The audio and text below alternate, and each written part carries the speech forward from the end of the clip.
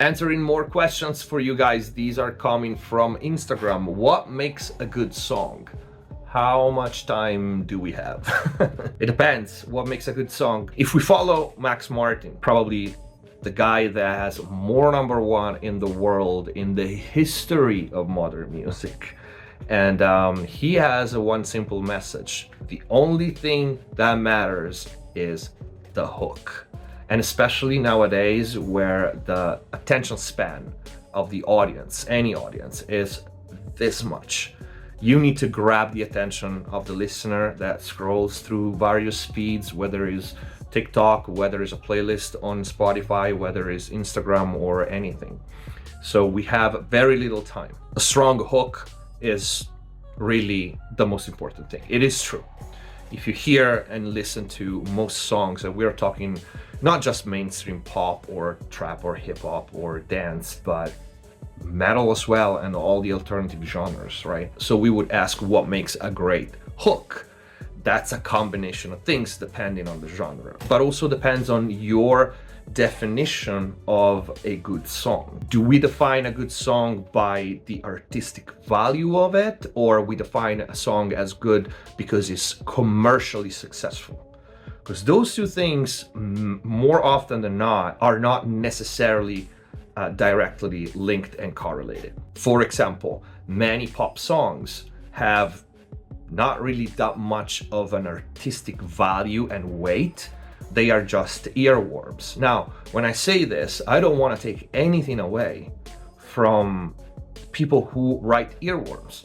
They are hella hard to write. Otherwise, we all would be Max Martin, right? It's not easy.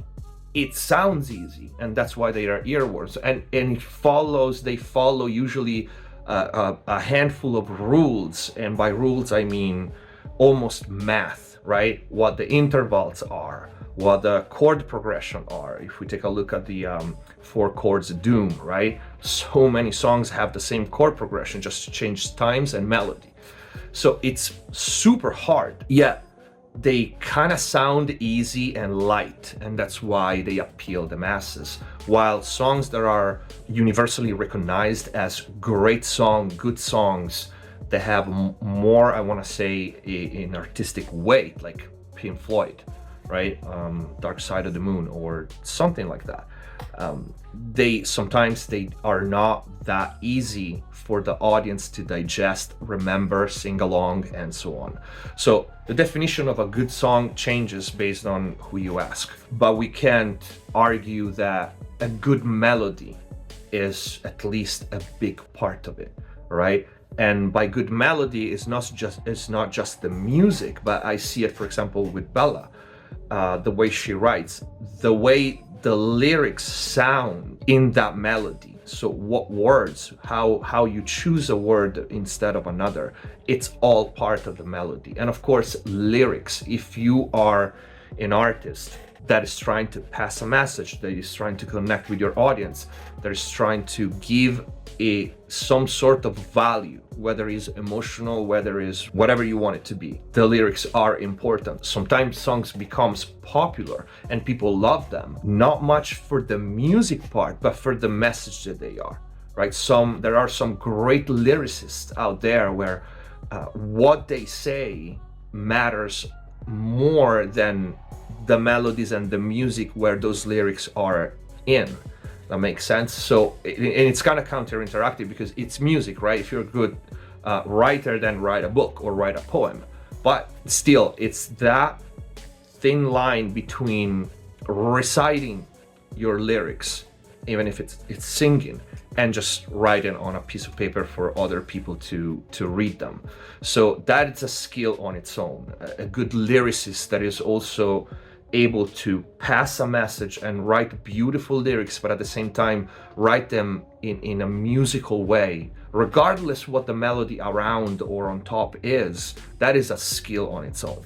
And then of course what makes a good song is a good arrangement, a good production, and nowadays of course good mixing and mastering. And it's allow me this because I saw on Instagram it was supposed to be a meme where there were A&Rs from a big label talking to an artist saying, we would like to sign you by your masters are not loud enough, and ha ha ha. And that was the problem. And that makes me laugh, but not for the reason whoever posted it think. It's because, dude, it would be a lot better if they wouldn't sign you because your masters aren't too loud, because that's fixable. If that's not the reason, it's because your music suck anus.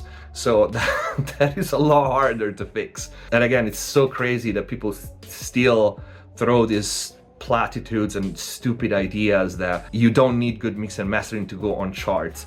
You don't even really need good music to go on charts if we put it that way, but that's a story for a different time. I think this would be it. On top of course, what makes a good song is also who interpret the song, right? Because you give the same song to two different artists. One can touch hearts and souls of the people, and the other one, it could be the same song, but you know, it's not the right artist who delivers the message, and it just doesn't hit at the same time.